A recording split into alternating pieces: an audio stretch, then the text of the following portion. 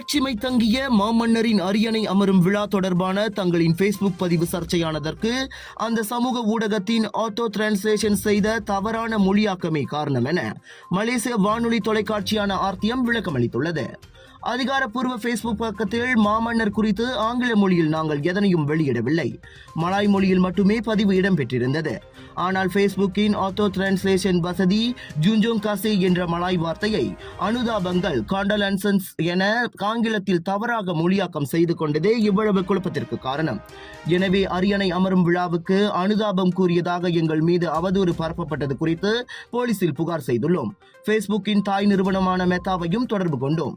நிகழ்ந்த தவற்றை அது ஒப்புக்கொண்டு தவறான மொழியாக்கத்தை திருத்தியும் விட்டதென ஆர்டிஎம் தெரிவித்தது.